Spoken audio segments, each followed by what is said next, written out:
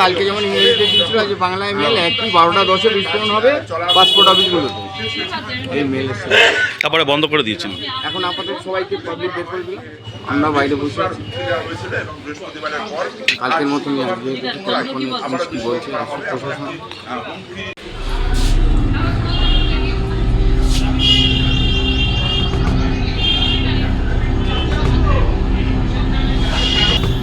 আজকে সকালবেলাতেই অফিস তো ঠিকঠাকভাবে শুরু হয়েছিল, কিন্তু আমার একটা মেল আসে যে সায়ানাইড গ্যাস ভর্তি RDX বোমা দুপুর 12:10 আপনার পাসপোর্ট অফিসে বিস্ফোরণ ঘটাবে। 11টার মধ্যে সবাইকে সরিয়ে দিন। গতকাল আমরা পুলিশ পরীক্ষা করতে চেয়েছিলাম, আজ পবিত্র শুক্রবারে আসল জিহাদ। তো এরকম একটা মেসেজ আসায় কাদের তরফ থেকে পাঠানো হয়েছে বলে লেখা আছে? এখানে তো সেরকম কোনো ইয়ে নেই। আমরা যে head DD cell WB circle. ও, তো আপনারা কি থানায় যাচ্ছেন? আমরা এই মুহূর্তে থানায় যাচ্ছি।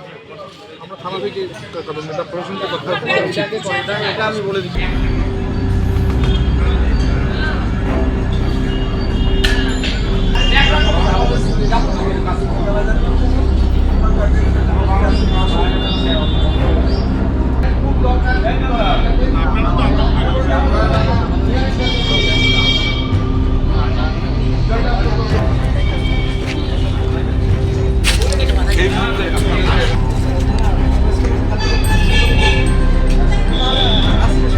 আজকে আবার নতুন করে আর্টিকেল এসেছে,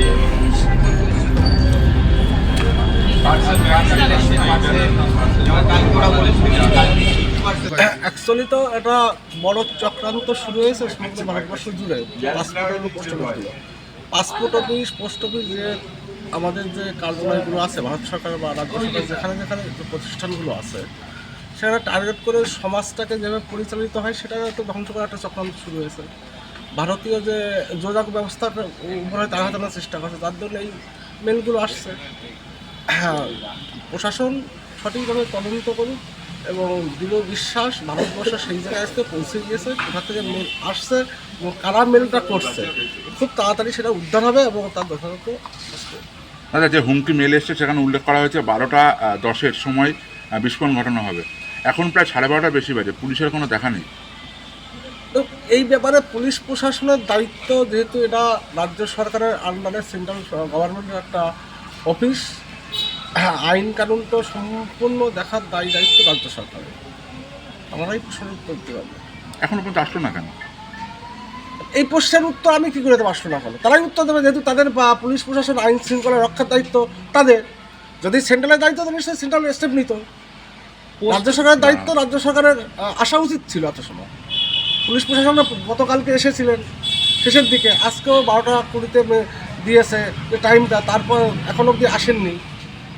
যারা এখানকার অফিসাররা আছে, যারা স্টাফ আছে, তারা সবাই বাইরে বসে আছেন। এখন দেখতে পাচ্ছেন বাইরে বসে আছেন।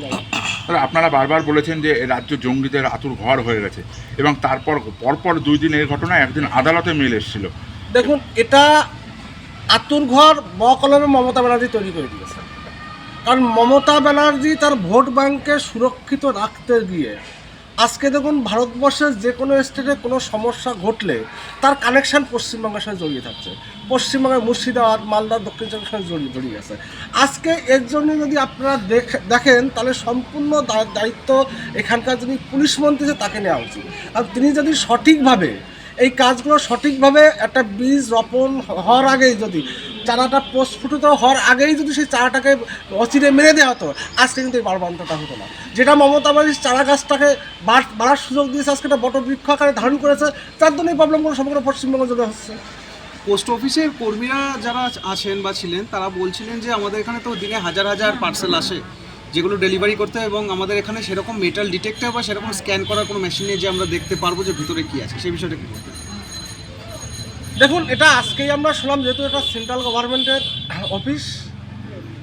এবার এই পার্টটা যেহেতু পুলিশ প্রশাসন এবং আইন শৃঙ্খলা দেখার দায়িত্ব পশ্চিমবঙ্গ সরকারের, যদি এটা যদি কেন্দ্রশাসিত অঞ্চল হতো সে পার্টটা তাহলে কেন্দ্রশাসিত বা সেন্ট্রাল গভর্নমেন্ট দেখত। যেহেতু ভারতবর্ষের সাংবিধানিক যে স্ট্রাকচার আছে সেই জায়গায় দাঁড়িয়ে কোনো রাজ্য যদি কোনো সেন্ট্রাল গভর্নমেন্টের কোনো অফিস থাকে, তার সম্পূর্ণ দায়ভার সেই রাজ্য সরকারের নিতে তারা বাধ্য। কারণ ভারতবর্ষের গণতান্ত্রিক যে পরিকাঠামো বা ফেডারেল স্ট্রাকচার যেটা আছে সাংবিধানিক, সে জায়গায় দায়িত্ব তাদের এবং সেই দায়িত্বটা সম্ভব তাদেরকে নিতে হবে। দেখো, গতকালের পর আজকেও সেই বোমাতঙ্ক এবং হুমকি দিয়ে সেই মেল এসেছে এবং এই মেলের পরিপ্রেক্ষিতে কিন্তু একটা চাঞ্চল্য ছড়িয়েছে বনগাঁ পোস্ট অফিসে। এবং গতকালকেও আমরা দেখেছিলাম যে এই যে বনগাঁ পোস্ট অফিস, যেখানে একটি পাসপোর্ট সেবা কেন্দ্র রয়েছে, সেখানে কিন্তু এই হুমকি মেল এসেছিল এবং গতকালও আমরা দেখেছিলাম যে সেখানকার যারা স্টাফ রয়েছে, অর্থাৎ কর্মচারী যারা রয়েছে এবং গ্রাহক যারা ছিলেন, তাদের সবাইকে বের করে দেওয়া হয়েছিল বাইরে। তারপরে তল্লাশি অভিযান চালানো হয়েছিল, ডগ স্কোয়াড এসেছিল, বোম স্কোয়াড এসেছিল, যদিও তেমন কোনো বিস্ফোরক পদার্থ কিন্তু পাওয়া যায়নি। এবং আজকেও ঠিক অনুরূপ একটি মেল আসে এবং আজকে সকালবেলার দিকে একটি হুমকি মেল আসে, সেখানে বাংলায় লেখা হয় যে 12:10 সেই পোস্ট অফিস উড়িয়ে দেওয়া হবে, এরকম একটি হুমকি মেল আসে। এবং হুমকি মেল আসার সঙ্গে সঙ্গে পোস্ট অফিস যেই পোস্টমাস্টার যিনি আছেন, তিনি সঙ্গে সঙ্গে বিষয়টি স্থানীয় থানায় জানান এবং সেই সময় যারা কর্মচারী ছিলেন তাদেরকেও বাইরে বের করে নেওয়া হয়েছিল এবং যে সমস্ত গ্রাহকরা ছিলেন তাদেরকেও অনুরোধ করা ছিল তারা যেন সঙ্গে সঙ্গে নিরাপদে সরে যায় এবং সেটাই করা হয়েছিল। এবং তারপরে যদিও বোম স্কোয়াড আসে এবং এসে তারা তল্লাশি অভিযান শুরু করে, যদিও এখনো পর্যন্ত কিন্তু কোনো রকম সন্দেহজনক বস্তু বা পদার্থ কিন্তু এখনো পর্যন্ত সেখান থেকে উদ্ধার করা সম্ভব হয়নি। কিন্তু এই ঘটনাকে কেন্দ্র করে একটা চাঞ্চল্য ছড়িয়েছে, পাশাপাশি যারা গ্রাহক ছিল তারাও কিন্তু একটু অসুবিধার মধ্যে পড়েছেন। এবং এই ঘটনার পরে স্থানীয় যে বিধায়ক বনগাঁ উত্তরের অশোক কীর্তনিয়া, তাকে প্রশ্ন করা হয়েছিল যে গতকালের পর আজকেও এবং এর আগে আমাদের দেখেছিলাম যে আদালতেও এরকম হুমকি মেলে এসেছিল, সেখানে একটা চাঞ্চল্য ছড়িয়ে পড়েছিল, পুরো আদালত খালি করে দেওয়া হয়েছিল, আদালতে যারা বিচারপতিরা আছে তাদেরকে বাইরে বের করে দেওয়া হয়েছিল। এই যে একের পর এক হুমকি মেল, এর পিছনে কিন্তু ষড়যন্ত্র আছে বলে এরকম একটি মন্তব্য করেছেন এই অশোক কীর্তনিয়া। এবং আজকেও শুধু এই বনগাঁ নয়, বনগাঁ ছাড়াও রাজ্যের বেশ কয়েকটি জায়গা থেকে আমরা কিন্তু এরকম খবর পেয়েছি যেখানে যে সমস্ত পোস্ট অফিসের সাথে পাসপোর্ট সেবা কেন্দ্র যুক্ত রয়েছে, ঠিক সেই সমস্ত পোস্ট অফিসে কিন্তু এই হুমকি মেল আসে। যদিও এখনো পর্যন্ত খারাপ কোনো খবর বা কোনো বিস্ফোরক কোনো পদার্থ বা সন্দেহজনক কোনো বস্তু বা পদার্থ কিন্তু এখনো পর্যন্ত উদ্ধার করা হয়নি, কিন্তু বা পাওয়া যায়নি। কিন্তু যে ঘটনা ঘটে চলেছে, এই যে হুমকি মেল, সেই হুমকি মেল কেন আসছে, কোথা থেকে আসছে, যদিও তদন্তকারী কর্মকর্তারা তারা পরীক্ষা করে দেখছেন, কিন্তু তার এখনো উৎস কোথা থেকে সেটা কিন্তু এখনো পর্যন্ত লোকেট করা যায়নি। এবং পাশাপাশি এটাকে যথেষ্ট চিন্তার বিষয়, কারণ যেভাবে আদালতের পরে পোস্ট অফিস এবং গতকালের পর আজকেও বিভিন্ন পোস্ট অফিসে যে হুমকিগুলো আসছে, এইটাকে কেন্দ্র করে কিন্তু একটা চাঞ্চল্য তো রয়েছে, পাশাপাশি একটা আশঙ্কার বিষয় যে কেন এরকম বারে বারে এরকম হুমকি মেল আসছে।